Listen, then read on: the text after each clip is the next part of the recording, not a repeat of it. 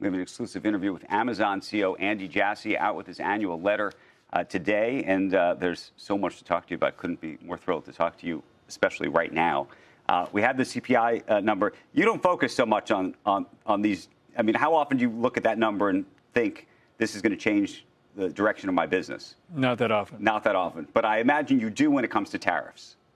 We look at all the things that could impact consumers and customers. So what is going on right now in terms of the way you're thinking about the tariff position? Obviously, the China piece of it is still on, and a huge portion of your sellers and other and manufacturers that are selling through Amazon manufactured in China. Well, it's hard to know what's really going to happen. You know, there's a lot of flux right now, and what we're going to spend time on, where we spend all our cycles, trying to figure out how we have the right customer experience. So we know customers care a ton about selection. We're going to try and do everything we can to keep prices as low as possible for customers, and we're going to ship things as quickly as possible as we can for our customers, and that's what we're going to spend our time focused on. There have been some reports that you've already started to cut back, though, in terms of buying certain product from China. Is that true?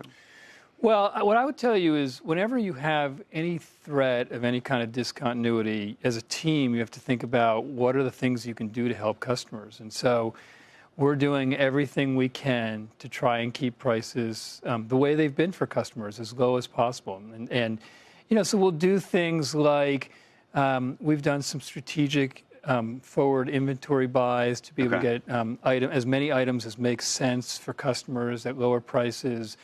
And there are some cases where we have deals we were negotiated that weren't done, where we'll renegotiate terms to make it easier for customers to have lower prices. So we're going to do everything we can to keep prices as low as possible. Are you seeing, by the way, any pull forward in terms of folks saying, I need to buy? My son, just yesterday, who's been desperate for a new laptop, said, Dad, maybe we got to buy the laptop now because it could cost a lot more later. You have a smart son. How old is he? 14. Oh, my gosh. I think, again, it's such little data at this point since, the first set of tariffs came out, and then yesterday there was a pause. But we have seen, we see people have not stopped buying, and in certain categories we do see a little bit of people buying ahead.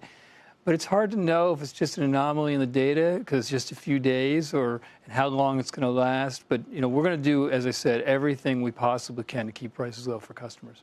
Who is going to eat the cost, though? Because I think that's one of the big questions. How much can get passed on to the customer? How strong do you think the American consumer is right now?